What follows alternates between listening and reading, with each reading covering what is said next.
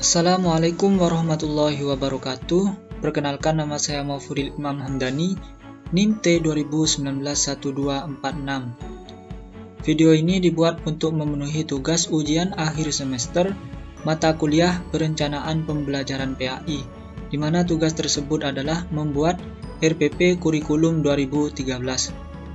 Langsung saja saya bahas rencana pelaksanaan pembelajaran Kurikulum 2013.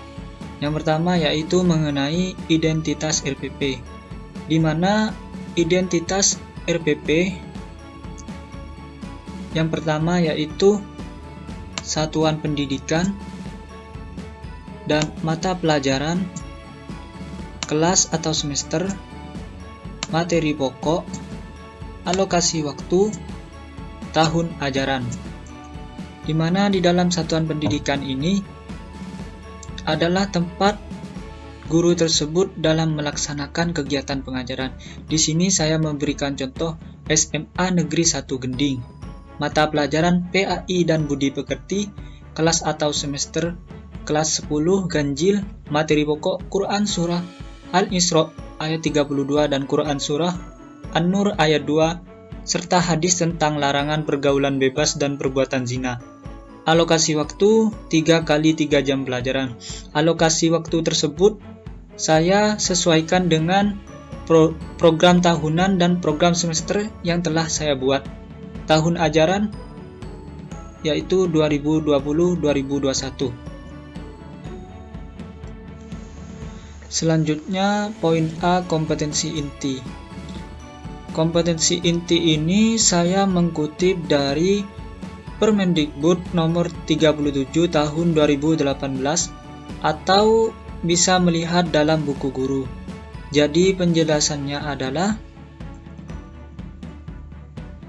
kompetensi inti 1 adalah mengenai sikap spiritual, kompetensi inti 2 mengenai sikap sosial, kompetensi inti 3 mengenai pengetahuan, dan kompetensi inti 4 mengenai keterampilan. Selanjutnya, poin B, kompetensi dasar dan indikator pencapaian kompetensi. Jadi, dalam menuliskan KD itu harus sesuai dengan materi pokok. Pengkutipannya itu bisa melalui Permendikbud nomor 37 tahun 2018 atau bisa mengutip langsung dalam silabus. Saya akan menguraikan kompetensi dasar dalam RPP ini, yaitu 1.2 meyakini bahwa pergaulan bebas dan zina adalah dilarang agama. 2.2 menghindarkan diri dari pergaulan bebas dan perbuatan zina sebagai pengamalan Quran Surah Al-Isra ayat 23 dan Quran Surah An-Nur ayat 2 serta hadis terkait. 3.2 menganalisis Quran Surah Al-Isra ayat 32 dan Quran Surah An-Nur ayat 2 serta hadis tentang larangan pergaulan bebas dan perbuatan zina. 4.2.1 membaca Quran Surah Al-Isra ayat 32 dan Quran Surah An-Nur ayat 2 sesuai dengan kaidah tajwid dan makhorijul huruf. 4.2 mendemonstrasikan hafalan Quran Surah Al-Isra ayat 32 dan Quran Surah An-Nur ayat 2 dengan fasih dan lancar. 4.2.3 menyajikan keterkaitan antara larangan zina dengan berbagai kekejian fahisyah yang ditimbulkannya dan perangai yang buruk sa'asabila sesuai pesan Quran Surah Al-Isra ayat 32 dan Quran Surah An-Nur ayat 2. Indikator pencapaian kompetensi. Jadi, indikator pencapaian kompetensi ini dimulai dari 1.2 dan 2.2 harus mencantumkan minimal 1 indikator. Dan untuk 3 dan 4 harus mencantumkan minimal 2 indikator. Saya akan menjelaskan lebih lanjut mengenai indikator pencapaian kompetensi. Jadi saya akan mencontohkan pada kompetensi dasar 3.2 menganalisis Quran Surah Al-Isra ayat 32 dan Quran Surah An-Nur ayat 2 serta hadis tentang larangan pergaulan bebas dan perbuatan zina. Jika kita amati, ada kata kerja operasional menganalisis. Jadi hal tersebut adalah kompetensi dasar minimal yang harus dicapai. Jadi saya merumuskan indikator pencapaian kompetensinya adalah 3.2.1 menjelaskan arti Quran Surah Al-Isra ayat 32 dan An-Nur ayat 2 serta hadis terkait. 3.2.2 menjelaskan isi kandungan Quran Surah Al-Isra ayat 32 dan Quran Surah An-Nur ayat 2 serta hadis terkait. 3.2.3 menganalisis asbabun nuzul atau wurud Quran Surah Al-Isra ayat 32 dan An-Nur ayat 2 serta hadis terkait. Jika kita melihat pada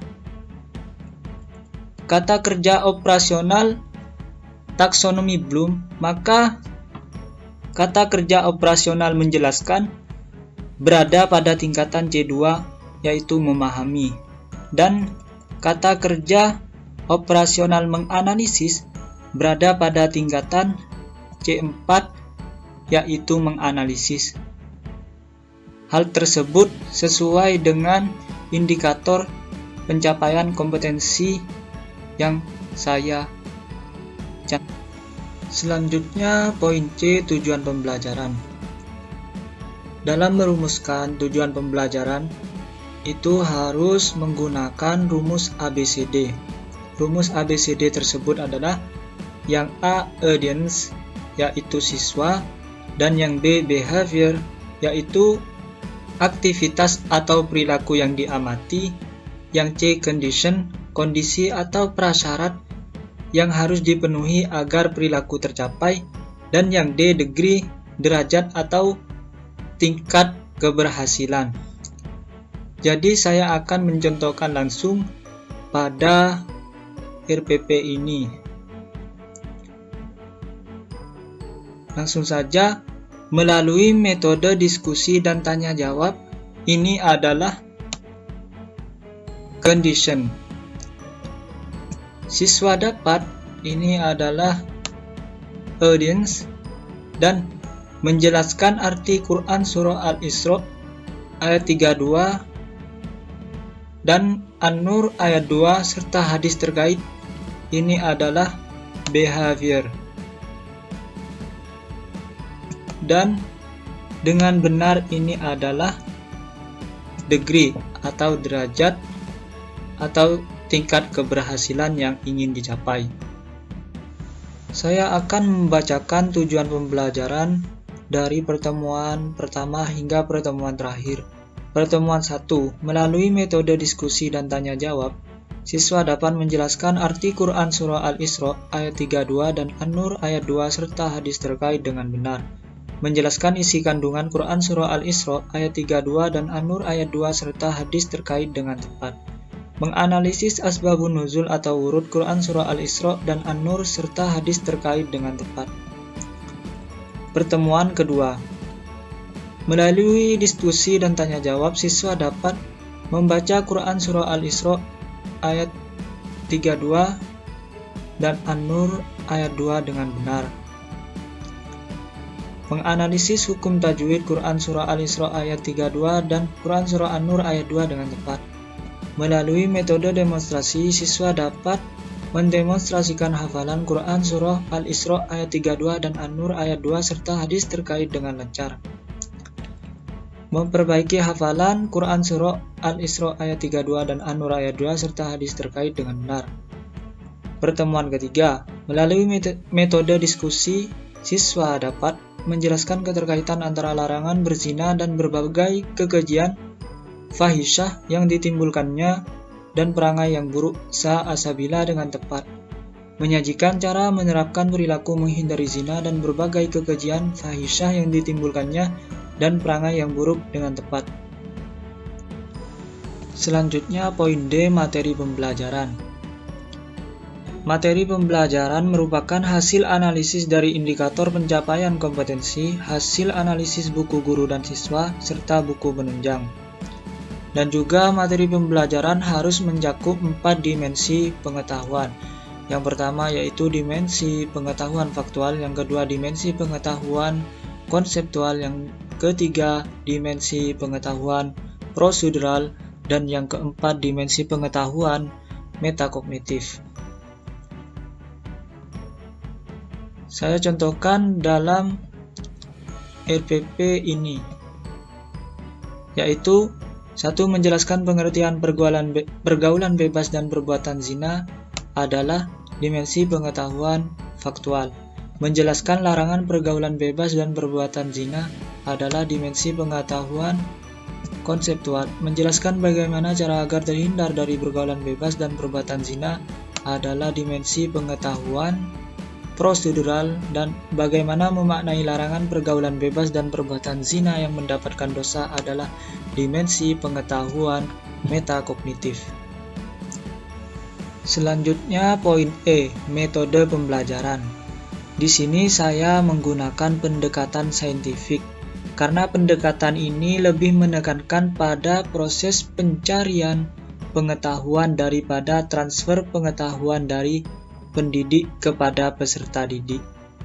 Jadi peserta didik sendiri dilatih untuk menjadi seorang saintis. Terus mengenai metode, di sini saya menggunakan metode diskusi, tanya jawab, dan demonstrasi. Alasan saya memilih 3 metode ini karena metode ini mudah dan efektif untuk diterapkan, sehingga akan memudahkan dalam melaksanakan pembelajaran. Selanjutnya poin F, media pembelajaran.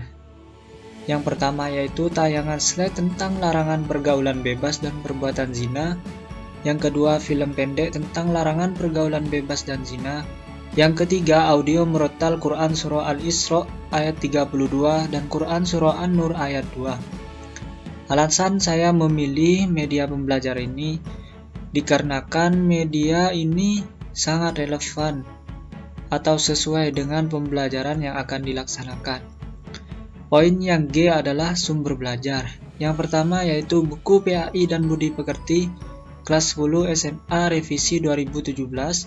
Yang kedua Al-Quran. Yang ketiga tafsir Ibnu Katsir dan sumber lain yang relevan. Alasan saya memilih sumber-sumber ini adalah dikarenakan sumber ini juga relevan dengan pembelajaran yang akan dilaksanakan. Selanjutnya poin H yaitu langkah-langkah kegiatan pembelajaran. Dalam langkah-langkah kegiatan pembelajaran ada 3 pertemuan. Pertemuan pertama, pertemuan kedua, dan pertemuan ketiga. Jadi dalam kegiatan pembelajaran ini ada kegiatan pendahuluan, kegiatan inti, dan kegiatan penutup. Jadi kita harus mengalokasikan waktu terhadap pembagian-pembagian dalam menentukan alokasi waktu terhadap kegiatan tersebut. Dikarenakan dalam alokasi waktu yang ada di dalam identitas RPP yaitu 3 kali 3 jam pelajaran, maka 1 jam pelajaran untuk pembelajaran PAI dan Budi Pekerti yaitu 45 menit. Maka kita kali 3 yaitu menjadi 135 menit. Selanjutnya kita bagi waktu 135 menit tersebut dengan kegiatan pendahuluan, kegiatan inti, dan kegiatan penutup. Untuk RPP ini saya membagi kegiatan pendahuluan yaitu 15 menit dan untuk kegiatan inti 105 menit. Untuk kegiatan penutup saya memberi waktu 15 menit. Pada kegiatan pendahuluan yaitu guru membuka pembelajaran dengan salam dan berdoa dipimpin oleh salah satu peserta didik dengan penuh hikmat. Guru memeriksa kehadiran siswa dan menanyakan kesiapan dalam mengikuti pembelajaran. Guru melakukan apersepsi dan memberikan motivasi untuk menjauhi pergaulan bebas dan perbuatan zina. Guru menyampaikan tujuan pembelajaran. Dalam kegiatan inti, karena saya menggunakan pendekatan saintifik, maka dalam kegiatan inti ini harus ada 5M, yaitu mengamati, menanya, mengeksplorasi, mengasosiasi, mengkomunikasikan. Saya akan menguraikan kegiatan inti, yaitu mengamati, menyimak bacaan Quran Surah Al-Isra ayat 32 dan An-Nur ayat 2, mencermati kandungan Quran Surah Al-Isra dan An-Nur ayat 2 serta hadis terkait, menanyakan asbabun nuzul Quran Surah Al-Isra ayat 32 dan An-Nur ayat 2, menanyakan isi kandungan Quran Surah Al-Isra ayat 32 dan An-Nur ayat 2, menanyakan asbabul wurud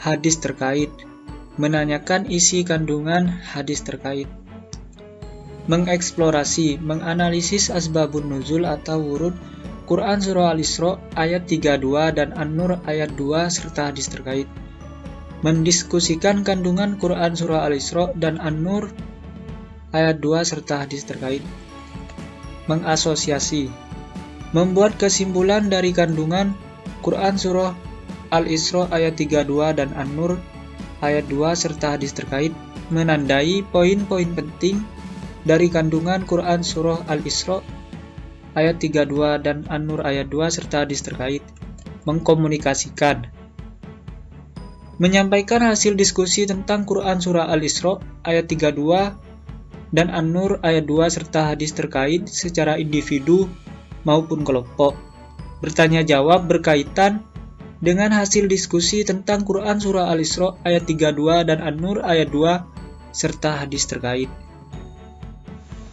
Dalam kegiatan penutup, yaitu guru beserta siswa membuat kesimpulan dan melaksanakan refleksi penguatan terhadap hasil diskusi sebagai bahan masukan untuk perbaikan langkah selanjutnya. Guru merencanakan tindak lanjut dan memberikan catatan-catatan tugas individu maupun kelompok. Guru menyampaikan materi tentang pertemuan minggu depan dan memberitahu peserta didik untuk mempersiapkan pembelajaran selanjutnya.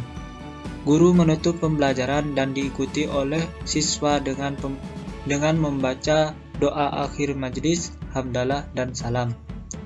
Pada pertemuan kedua, saya akan menjelaskan kegiatan inti saja dikarenakan kegiatan pendahuluan dan kegiatan penutup hampir sama dengan pertemuan yang pertama.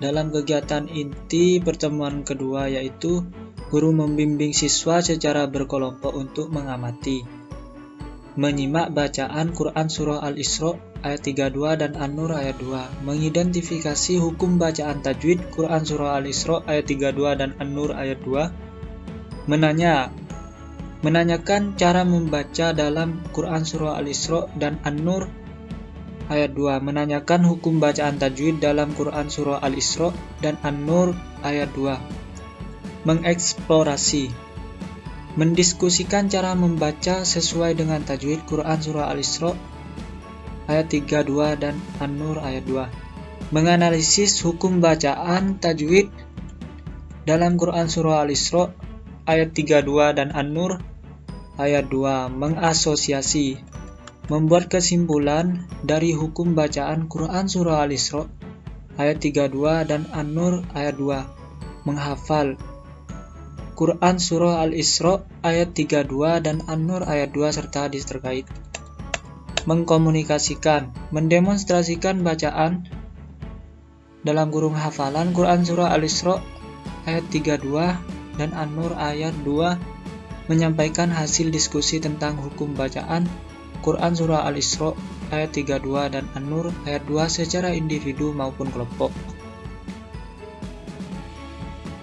Pada pertemuan ketiga dalam kegiatan inti, yaitu guru membimbing siswa untuk mengamati, menyimak film pendek tentang larangan pergaulan bebas dan zina, mencermati kandungan film pendek tentang larangan pergaulan bebas dan zina, mengeksplorasi, menganalisis film pendek tentang larangan pergaulan bebas dan zina, mendiskusikan kandungan film pendek tentang larangan pergaulan bebas dan zina, mengasosiasi, membuat kesimpulan dari kandungan film pendek tentang larangan pergaulan bebas dan zina, menandai poin-poin penting dari kandungan film pendek tentang larangan pergaulan bebas dan zina, mengkomunikasikan, menyampaikan hasil diskusi mengenai film pendek tentang larangan pergaulan bebas dan zina secara individu maupun kelompok, menyajikan cara menerapkan perilaku menghindari zina dan berbagai kekejian yang ditimbulkan dan perangai yang buruk sa'asabila. Selanjutnya, poin yang terakhir yaitu poin I, penilaian, di mana menurut Permendikbud nomor 23 tahun 2016, penilaian adalah proses pengumpulan dan pengolahan informasi untuk mengukur pencapaian hasil belajar peserta didik. Kegiatan penilaian memerlukan instrumen penilaian dan teknik penilaian. Dalam penilaian ini terdapat penilaian sikap, penilaian pengetahuan, penilaian keterampilan. Yang pertama yaitu penilaian sikap yang terdiri dari penilaian diri dan penilaian observasi. Di dalam penilaian diri itu ada indikator soal, menyetujui bahwa pergaulan bebas dan zina adalah dilarang agama dan harus ditinggalkan. Meyakini bahwa pergaulan bebas dan zina adalah dilarang agama. Memprakarsai perilaku menjauhi pergaulan bebas kepada teman-temannya. Mempengaruhi orang lain untuk menjauhi pergaulan bebas dan zina. Keterangan: 1 tidak pernah, 2 kadang-kadang, 3 sering, 4 selalu. Penilaian diri yang selanjutnya yaitu observasi. Keterangan: menerapkan perilaku jujur, disiplin, tanggung jawab, peduli, gotong royong, kerjasama, toleran, damai, serta santun dalam menyetujui bahwa pergaulan bebas dan zina adalah dilarang agama dan harus ditinggalkan. Meyakini bahwa pergaulan bebas dan zina adalah dilarang agama. Memprakarsai perilaku menjauhi pergaulan bebas kepada teman-temannya. Mempengaruhi orang lain untuk menjauhi pergaulan bebas dan zina. Selanjutnya penilaian yang kedua yaitu penilaian pengetahuan, yaitu tes tulis. Yang pertama, jelaskan arti Quran Surah Al-Isra ayat 32 dan An-Nur ayat 2 serta hadis terkait, mendapat 20 poin. Bandingkan isi kandungan antara Quran Surah Al-Isra ayat 32 dan An-Nur ayat 2 serta hadis terkait, mendapat 2 poin. Amati perilaku di sekitarmu lalu identifikasi mana yang termasuk perilaku pergaulan bebas dan zina, mendapat 20 poin. Bagaimanakah hubungan antara kualitas keimanan dan perilaku menjauhi pergaulan bebas dan zina, mendapat 20 poin. Bagaimana cara membiasakan perilaku menjauhi pergaulan bebas dan zina dalam kehidupan sehari-hari, mendapat 20 poin. Selanjutnya, penilaian yang ketiga yaitu penilaian keterampilan atau unjuk kerja. Aspek yang dinilai yaitu membaca Quran Surah Al-Isra ayat 32 serta hadis terkait, membaca Quran Surah An-Nur ayat 2 serta hadis terkait, menghafal Quran Surah Al-Isra ayat 32 serta hadis terkait, menghafal Quran Surah An-Nur ayat 2 serta hadis terkait, menceritakan kaitan keimanan dengan sifat menjauhi pergaulan bebas dan zina. Skor penilaian: A. Tidak bisa, B. Terbata-bata, C. Lancar, D. Sangat lancar. Perolehan nilai: nilai dikali 100. Kriteria nilai: A. 80-100 baik sekali, B. 70-79 baik, C. 60-69 cukup, D. kurang dari 60 dianggap kurang. Sekian video dari saya, kurang lebihnya saya mohon maaf. Wassalamualaikum warahmatullahi wabarakatuh.